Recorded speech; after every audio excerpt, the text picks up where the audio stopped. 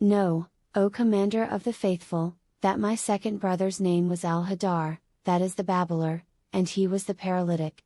Now it happened to him one day, as he was going about his business, that an old woman accosted him and said, "Stop a little, my good man, that I may tell thee of somewhat which, if it be to thy liking, thou shalt do for me, and I will pray Allah to give thee good of it."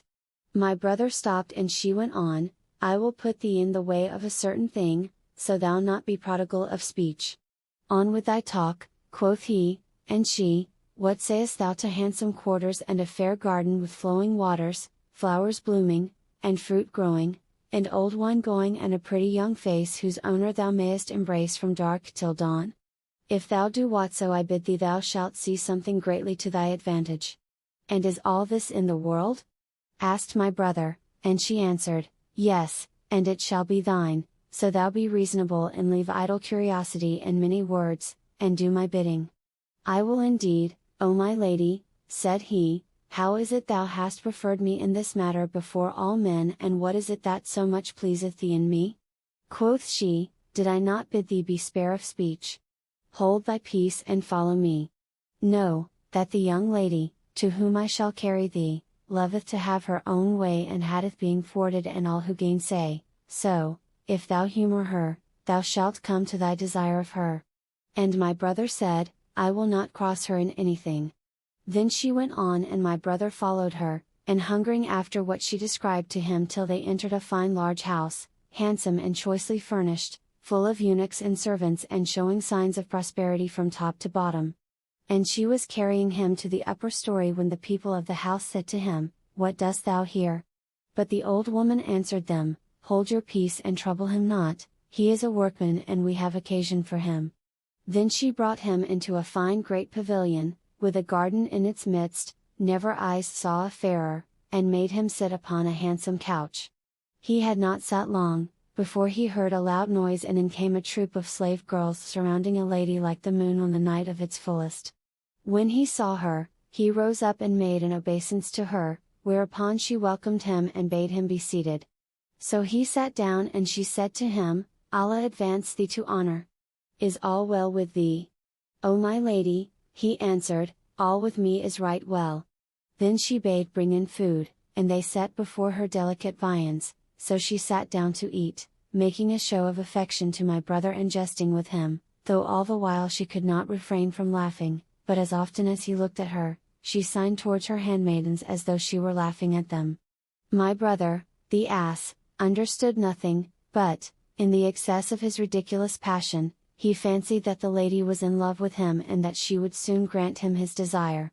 When they had done eating, they set on the wine, and there came in 10 maidens like moons, with lutes ready strung in their hands, and fell to singing with full voices, sweet and sad, whereupon delight gat hold upon him, and he took the cup from the lady's hands and drank it standing. Then she drank a cup of wine, and my brother, still standing, said to her health, and bowed to her. She handed him another cup and he drank it off, when she slapped him hard on the nape of his neck. Upon this my brother would have gone out of the house in anger, but the old woman followed him and winked to him to return. So he came back, and the lady bade him sit, and he sat down without a word.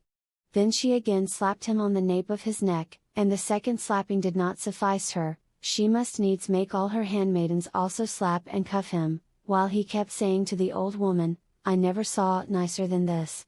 She on her side ceased not, exclaiming, "Enough, enough, I conjure thee, O my mistress," but the women slapped him till he well nigh swooned away.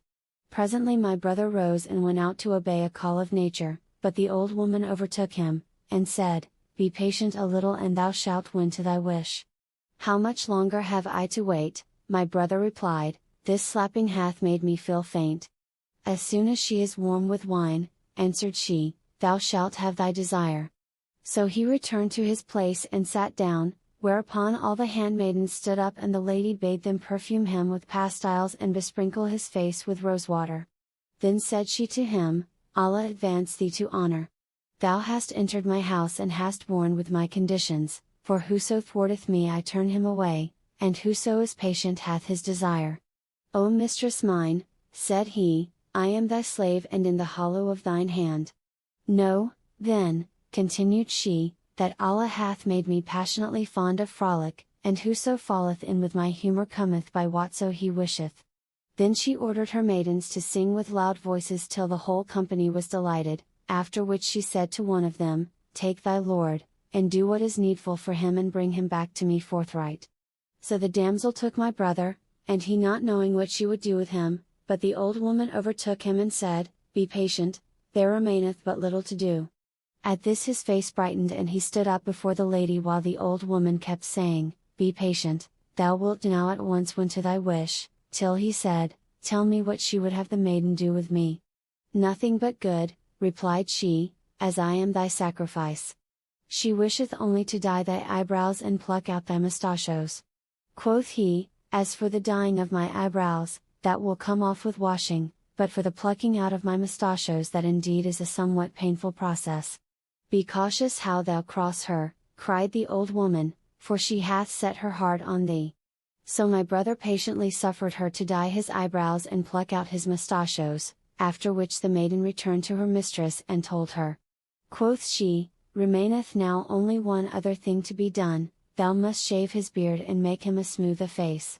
So the maiden went back and told him what her mistress had bidden her do, and my brother, the blockhead, said to her, How shall I do what will disgrace me before the folk? But the old woman said, She would do on this wise only that thou mayst be as a beardless youth and that no hair be left on thy face to scratch and prick her delicate cheeks, for indeed she is passionately in love with thee. So be patient and thou shalt attain thine object. My brother was patient and did her bidding and let shave off his beard and, when he was brought back to the lady, lo! He appeared dyed red as to his eyebrows, plucked of both mustachios, shorn of his beard, rouged on both cheeks. At first she was affrighted at him, then she made mockery of him and, laughing till she fell upon her back, said, O my lord, thou hast indeed won my heart by thy good nature. Then she conjured him, by her life, to stand up and dance, and he arose, and capered about, and there was not a cushion in the house but she threw it at his head, and in like manner did all her women who also kept pelting him with oranges and lemons and citrons till he fell down senseless from the cuffing on the nape of the neck, the pillowing and the fruit pelting. Now thou hast attained thy wish, said the old woman when he came round, there are no more blows in store for thee and there remaineth but one little thing to do. It is her wont, when she is in her cups, to let no one have her until she put off her dress and trousers and remain stark naked. Then she will bid thee doff thy clothes and run, and she will run before thee as if she were flying from thee, and do thou follow her from place to place till thy prickle stands at fullest point, when she will yield to thee, adding, Strip off thy clothes at once. So he rose, well nigh lost in ecstasy and, doffing his raiment, showed himself mother naked. And Shahrazad perceived the dawn of day and ceased to say her permitted say. Now when it was the 32nd night, she said, It hath reached me, O auspicious king, that when the old woman said to the barber's second brother, Doff thy clothes, he rose, well nigh lost in ecstasy, and, stripping off his raiment, showed himself mother naked. Whereupon the lady stripped also and said to my brother, If thou want anything run after me till thou catch me. Then she set out at a run and he ran after her while she rushed into room after room and rushed out of room after room, my brother scampering after her in a rage of desire like a veritable madman, with yard standing terribly tall. After much of this kind she dashed into a darkened place, and he dashed after her, but suddenly he trod upon a yielding spot, which gave way under his weight, and, before he was aware where he was, he found himself in the midst of a crowded market, part of the bazaar of the leather sellers who were crying the prices of skins and hides and buying and selling. When they saw him in his plight, naked, with standing yard, shorn of beard and mustachios, with eyebrows dyed red, and cheeks ruddled with rouge, they shouted and clapped their hands at him, and set to flogging him with skins upon his bare body till a swoon came over him. Then they threw him on the back of an ass and carried him to the chief of police. Quoth the chief, What is this? Quoth they, This fellow fell suddenly upon us out of the wazir's house in this state. So the prefect gave him 100 lashes and then banished him from Baghdad. However, I went out after him and brought him back secretly into the city and made him a daily allowance for his living, although, were it not for my generous humor, I could not have put up with the like of him. Then the Caliph gave ear to the barber's tale of his third brother.